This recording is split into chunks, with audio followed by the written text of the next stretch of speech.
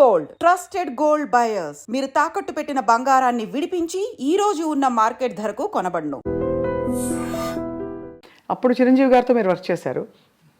ఆ తర్వాత ఎక్కువ ఆయనతో మళ్ళీ అలాంటి జర్నీ మీకు కుదరలేదా, లేక అలాంటి కథలు పడలేదా మీకు? ఎవరైనా ఒక టాప్ స్టార్తో వర్క్ చేయాలి.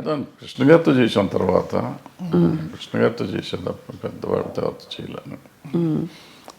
అంటే నేను చేసిన వాళ్ళంతా అప్కమింగ్ ఆర్టిస్టులు చేసాం. చిరంజీవి కానీ, భానుచంద్ర కానీ, సుమన్ కానీ, శ్రీకాంత్ కానీ, చక్రవర్తి కానీ, అందరూ అప్కమింగ్. కృష్ణ గారు ఒక్కళ్ళే అప్పటికే ఎస్టాబ్లిష్డ్. ఆయన దగ్గర 300 సినిమాలు, 293వ సినిమా నేను చేసాను.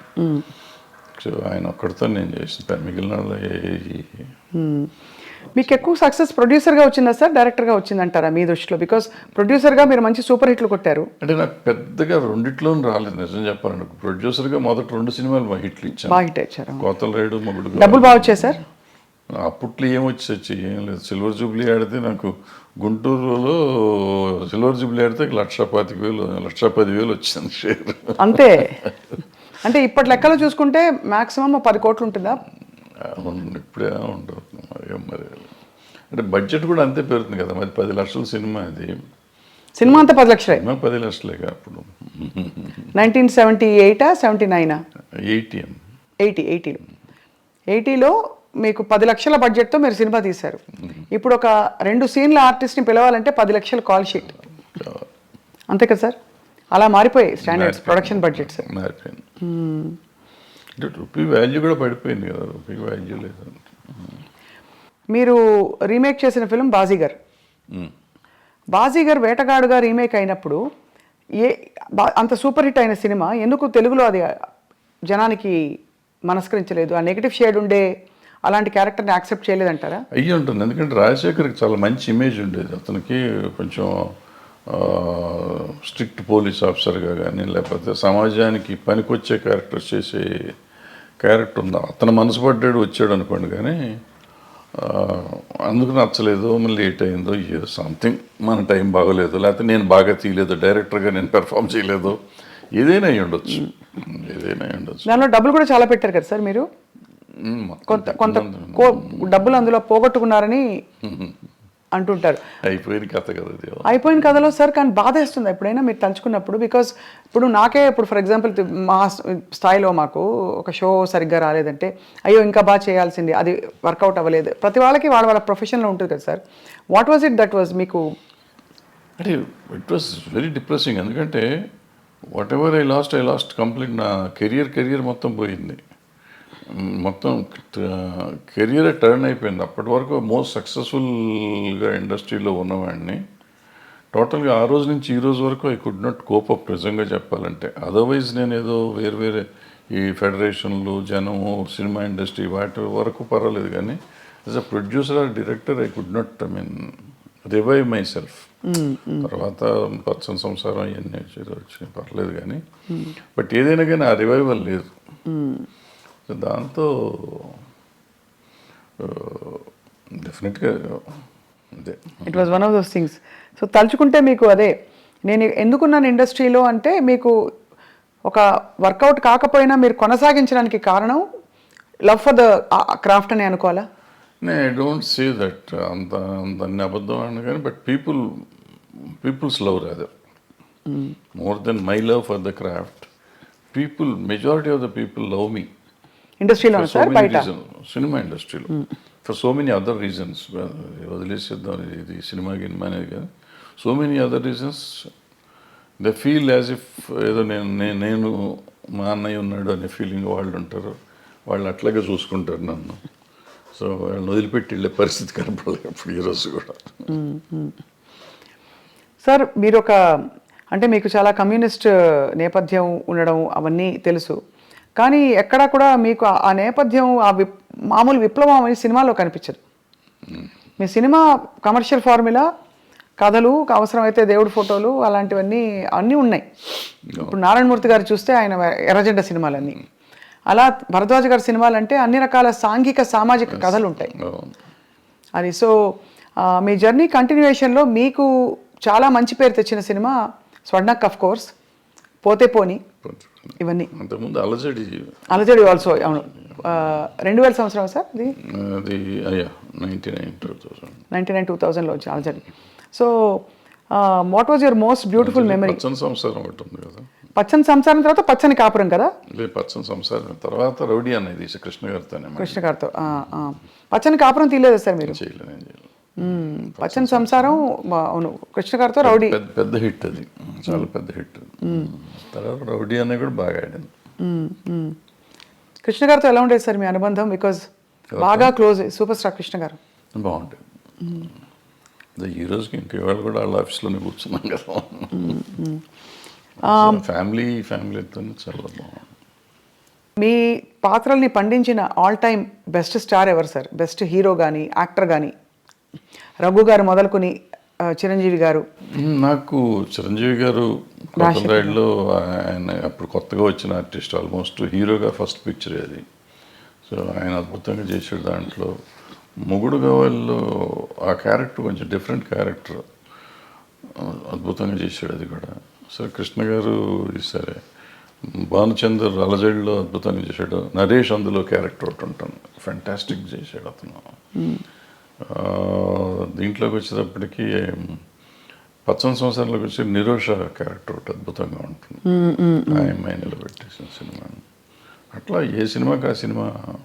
పోతే పోనీకి వచ్చేటప్పటికి ఆ అమ్మాయి సింధుతులని చాలా బాగా. సింధుతులని శివబాలాజీ.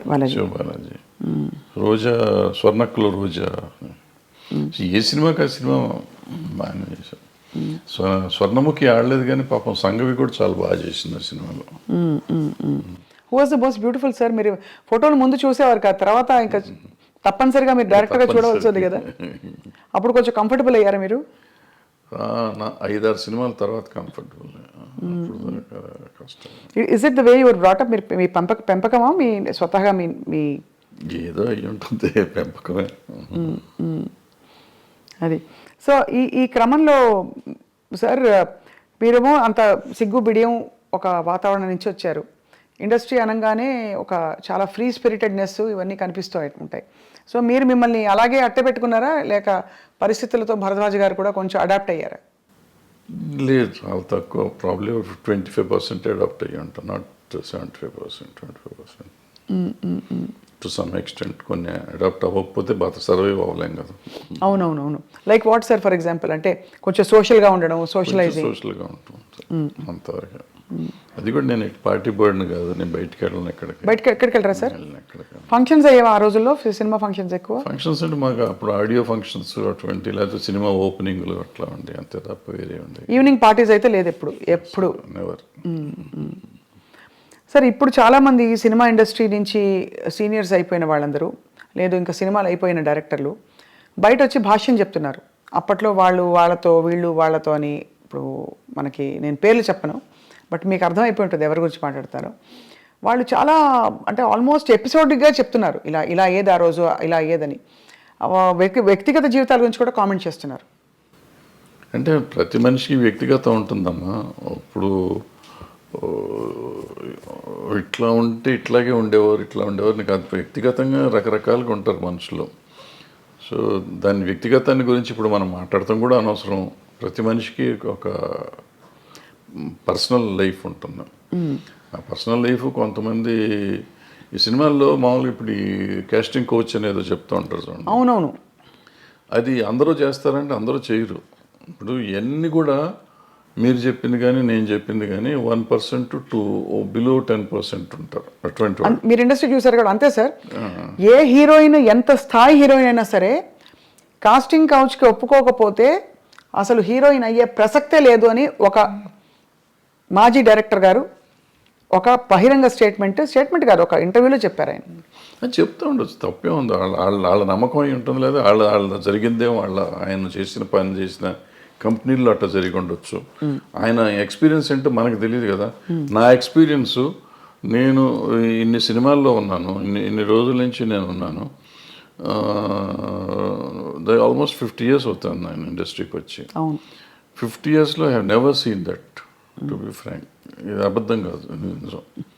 ఇన్ఫ్యాక్ట్ నాకు రివర్స్ నేను ఎక్స్పీరియన్స్ చేశాను. ఫర్ ఎగ్జాంపుల్ ఎలా రివర్స్ అంటే ఏంటి సార్? వాళ్ళు they offer themselves, girls, women. అంటే ఆఫర్ అంటే సర్వైవల్ కోసం అంటారా? ఇంతే పాపం వాళ్ళకి ఏముంటుంది భయం, మనం ఏంటో తెలియదు కదా. సో ఇటువంటిది అయ్యి ఉంటుందిలే, మనం ఆఫర్ చేసేద్దాం, ఆయన అడగటానికి సిగ్గుపడుతున్నాడు, మనమే ఇచ్చేస్తే పోతుంది కదా అనే ఫీలింగ్లో. అలా ఉన్నారా సార్ హీరోయిన్స్? అందరూ ఎవరో ఒకళ్ళు ఉంటారమ్మా. ఇప్పుడు వీళ్ళు అడిగారు అన్న ఎంతమంది తక్కువ మంది ఉంటారో అట్లా అడిగే వాళ్ళు కూడా అంతే తక్కువ ఉంటారు. That's why you're giving a parallel, అది అర్థమైంది.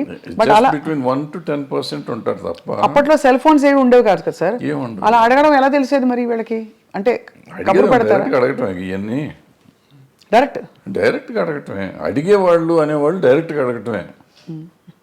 ఎటు అడిగినా, వీళ్ళు అడిగినా వాళ్ళు అడిగినా, వాళ్ళైనా పెద్ద దానికి మొహమాటం సిగ్గులు ఏముండవు. It's very awkward sir. And అంటే ఇంత బ్యూటిఫుల్ పరిశ్రమలో ఈ ఒక్క విషయం ఇంత చర్చనీయాంశం అవుతుంది గత 10 ఏళ్లలో. అంటే చర్చనీయాంశం అంటే 2 రకాలమ్మ ఇది. ఇప్పుడు పిచ్చి ముందా పెళ్లి ముందా అంటే ఇప్పుడు ఇద్దరికి ఇష్టమైతే ఇప్పుడు అడగగానే లొంగిపోతారు అనేది కూడా నేను నమ్మను. అన్లెస్ వాళ్ళకి ఒక అవసరం, నేను దీంట్లో సర్వైవ్ అవ్వాలంటే ఇది అయితేనే అవుతుంది అనుకుంటే లొంగొచ్చు. లేదంటే ఎందుకు లొంగుతారు వాళ్ళు? అలాంటి ఏమంటారు మ్యూచువల్ బెనిఫిట్ కోసం జరిగితే జరగాలి తప్ప నేనేదో ప్రతి వాళ్ళు ఇట్లా చేస్తారు అంటే జరిగేది కాదు. మీరు ఎప్పుడైనా ఇబ్బంది పడ్డ సందర్భాలు ఉన్నాయా సార్? ఎట్లా అంటే డైరెక్ట్లీ ఆర్ ఇండైరెక్ట్లీ మీకు ఒక కబురు పెట్టి మీ హీరోయిన్స్ ఒకటి అరా ఉంటాయి అంతే కాదు కానీ ఒకటి. అంటే అందరూ అలా వచ్చి ఉంటారు కదా, మీరు చెప్పారు కాబట్టి ఐఎమ్ ఆస్కింగ్. సో చాలా మంది చాలా జెంటిల్, చాలా మర్యాదగా సొంత పిల్లల్లాగా. నాకు ఆడపిల్లలే 3. సో వాళ్ళంతా మన ఇంటికి వచ్చి ఇంట్లో ఆడపిల్లలాగా ఉండేవారు తప్ప ఎవరు ఒకటి అరా 20 ఉన్నా కానీ పెద్ద విషయం. ఇవన్నీ అంటే ఇది ఇప్పుడు లేటెస్ట్గా మీరు కూడా మొన్న ఆఫ్ రికార్డ్ చాలా విషయాలు మీరు మాట్లాడినప్పుడు ఎక్స్ప్లెయిన్ చేసి చెప్పారు సార్. అదే ఈ జానీ మాస్టర్ ఇష్యూ తెరపైకి వచ్చినప్పుడు కూడా ఈ కమిటీలు వేయడం, వీటిని పరిష్కరించే దిశగా కమిటీల్లో ఉండేవాళ్ళు ఎవరు కూడా దిగొచ్చిన ఎవరు అంటే ఇట్స్ నాట్ సో ఈజీ కదా సార్. ఇవి హ్యూమన్ రిలేషన్షిప్స్ చాలా కాంప్లెక్స్గా ఉంటాయి. మీరు అన్నట్టు ఒక టైంలో ఇష్టం ఉండొచ్చు, ఒక టైంలో కాంప్రమైజ్ అవ్వచ్చు, ఒక టైంలో అది చెడుగా కనిపించవచ్చు, రకరకాలు ఉంటాయి, తప్పించుకోలేని పరిస్థితులు ఉండొచ్చు. ఏమిటవుతుంది sir? What you think is? అంటే ఇప్పుడు మీకు గతంలో మొదటి నుంచి కూడా చరిత్ర కనుకోండి, ఇతిహాసాలు తీసుకోండి, పురాణాలు తీసుకోండి. ఆయన వాల్మీకి గారు దొంగ, ఆయన తర్వాత మంచివాడు అయిపోయాడు. సో ఇట్లా మనుషుల్లో మార్పులు చాలా వస్తూ ఉంటాయి. మారిన ఇప్పుడు నేను మారిపోయాను, గతంలో తప్పు చేశాను నేను, ఇప్పుడు నేను మారిపోయి ఉంటే నువ్వు తప్పు చేసావు అంటే దానికి అర్థం లేదు కదా. సో నువ్వు గతంలో నువ్వు దుర్మార్గుడు కాబట్టి ఇప్పుడు ఏం చెప్తావంటే ఇప్పుడు నేను మారిపోయాను, నేను సన్యాసిని అయిపోయా. బుద్ధుడు అంతకు ముందు రాజు, అశోకుడు అంతకు ముందు రాజు, వీళ్ళిద్దరూ బౌద్ధ మతానికి వచ్చినాక వాళ్ళు ఏమి చేయలే. బుద్ధుడు దేవుడు కాదంటావా? అంతే కదా సార్. సో మరి ఏ కాంటెక్స్లో చెప్తున్నారు అది? అంటే తప్పులు జరుగుతున్నాయి కానీ ఎట్లా ఉంటుందంటే నేను విక్టిమ్ని అనుకోమ్మా, విక్టిమ్ కానీ లేకపోతే నా మీద ఎలిగేషన్ వచ్చింది అనుకోమ్మా. సో నాకు కడుపు రగిలిపోతూ ఉంటుంది. అంటే ఇది ఎట్లా ఉంటుందంటే దీంట్లో ఇప్పుడు వస్తున్న ఇష్యూస్ అన్నీ ఏంటంటే ఇప్పుడు ఇద్దరు మ్యూచువల్గా ఒకళ్ళకొకళ్ళు ఇష్టపడతారు. అప్పుడు కూడా కదా సార్, ఎప్పుడైనా కానీ ఇష్టపడతామో లేకపోతే సరెండర్ అవటమో ఏదైనా అనుకోండి. సరెండర్ అయినా కానీ తర్వాత కలిసి ఉన్నారుగా. అవును, నాతో సరెండర్ అయిపోయినాక ఇద్దరు కొంతకాలం కలిసి ఉన్నాం. ఇప్పుడు సరెండర్ అయిన వాళ్ళు నా మీద కేసు పెడతాం మొదలెడతారు అనుకోండి. అయితే సరెండర్ అయ్యి కొంతకాలం అయిపోయినాక నేనంటే వాళ్ళకన్నా మొఖం మొత్తి ఉండొచ్చు, నాకు వాళ్ళ మీదన్నా మొఖం మొత్తి ఉండొచ్చు. అది ఎవరికైనా ఎప్పుడైనా జరగచ్చు. వాళ్ళు నాకు బయటికి వెళ్తా అంటే వదిలిపెట్ట బుద్ధి ఇదిగా ఒకరికొకరు మ్యూచువల్గా వదిలిపెట్టపోయినప్పుడు ఈ కేసులు గట్టలు కథలు వస్తాయి. అప్పుడు నువ్వు ఎట్లా మొన్నటిదాకా బాగానే ఉన్నావు కదా, ఇప్పుడు నేను అవసరం తీరిందని వచ్చావా అని ఒకళ్ళు ఈ రకంగా ఉంటాయి. న్యాచురల్, ఇది హ్యూమన్ సైకాలజీ. ఇది దాన్ని పట్టుకుని మనం మాట్లాడతాం కదా. ఇక్కడ ఏంటంటే నో మీన్స్ నో మీద మాట్లాడాలి మనం. ఇప్పుడున్న కొత్త సిస్టమ్, ఒకప్పుడు అది వేరు. ఇప్పుడు శీలం అనేది ఒకప్పుడు పవిత్రమైనదిగా మాట్లాడుకునేవాళ్ళం. ఇప్పుడు ఎంతమందికి శీలం సరిగ్గా ఉంది అంటే చాలా డౌట్లు ఉన్నాయి. అంటే శీలాన్ని శీలంగా చూస్తున్నామా లేదా అనేది పాయింట్. అంటే ఇది వరకు it was a big taboo, అంటే ఇప్పుడు కాదు, అది ఇప్పుడు మోర్ నార్మలైజ్ అయిపోయింది. సో ఇప్పుడు దానికి ఏమవుతుంది ఆటోమేటిక్గా నీకు ఇష్టం లేనప్పుడు అవుతుంది. రోజు మనకి రిలేషన్షిప్లో ఉంటున్నాం, మన రిలేషన్షిప్లో ఉన్నామని మనం ఫేస్బుక్లో పెట్టుకుంటున్నాం, ఇన్స్టాగ్రామ్లో పెట్టుకుంటున్నాం, అన్ని చోట్ల పెట్టేసుకుంటున్నాం. నెక్స్ట్ డే ఇప్పుడు బ్రేకప్ అయిపోయామని మనం పెట్టుకుంటున్నాం. సో మనమే అనౌన్స్ చేసుకుంటాం వాట్ ఈస్ హ్యాపెనింగ్. అవును. ఆ తర్వాత మనకే కోపం వస్తే వాళ్ళ మీద కేసు పెడుతున్నాం. ఇది ఇప్పుడు దానికి ఎవరు బాధ్యులు అంటే కలిసి ఉన్నారు కదా. ఇప్పుడు ఏం పోయే కాలం ఏం తీపరం వచ్చింది మీకు అంటారు మా అమ్మమ్మ భాషలో మాట్లాడాలంటే. తీపరం లేదు, తాపరం లేదు. ఇది ఏంటంటే నాకు ఇష్టం లేదు, నువ్వు రావద్దనని రావకూడదు, అంతే, సింపుల్. సో అక్కడ నుంచి ఆ వైరం వల్ల వచ్చే కేసులు అంటారు ఇది. కానీ జెన్యున్గా ఆడపిల్లలకి రక్షణ లేదని హేమా కమిటీ రిపోర్ట్ని కూడా మీరు ఆమోదించపోరు. ఎందుకు డెఫినెట్గా ఉందమ్మా, డెఫినెట్. ఇప్పుడు ఒక అమ్మాయి వచ్చింది పాపం, ఎవరో ఒక అమ్మాయి ఆశగా సినిమాల్లోకి చేద్దామని వచ్చింది. వచ్చిన అమ్మాయిని నువ్వు నాకు ఏదన్నా ఇది ఇస్తేనే నేను ఉద్యోగం ఇస్తాను, వేషం కానీ పని కానీ ఇస్తాను అనేది దుర్మార్గమే కదా. హేమ కమిటీ రిపోర్ట్లో కానీ ఎక్కడైనా కానీ ఈవెన్ పాక్సో దీంట్లో కానీ అదే చెప్తాను. నువ్వు అడగటం కూడా తప్పు.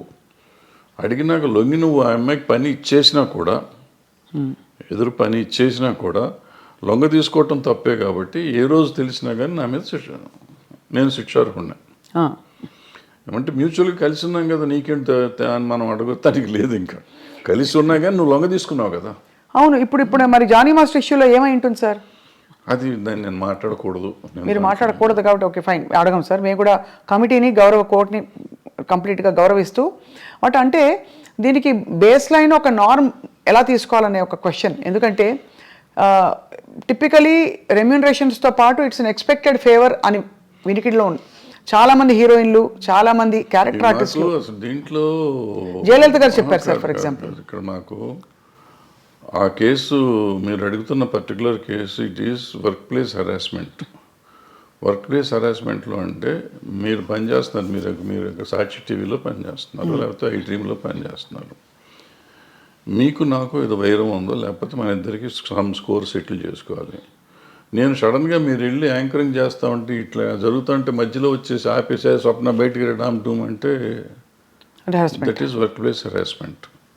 ఏమీ చెయ్యిపోయినా అతను మనిషి మీకు చాలా ఇష్టమై ఉండొచ్చు, మీతో వాళ్ళకి ఉండొచ్చు, ఏదైనా అయి ఉండొచ్చు, but it's no business to can get into the premises. First point, that is work place harassment. So అటువంటి టైప్ ఆఫ్ కేసెస్ దాంట్లోకి వస్తాయి. మిగిలిన ఇవన్నీ మనకు సంబంధం లేని కేసులు. కానీ ఇది ఇక్కడ సెక్షువల్ ఎక్స్‌ప్లాయిటేషన్ జరిగింది. That is also sexual exploitation. A right to has gut, he might be having right on you some ఏదైనా రకంగా, but he should have weighted out side. లోపలికి వచ్చి అంత ఇది లేదు కదా. And it's not his premises, my premises. అదే లోపల రావడమే తప్పు కదా.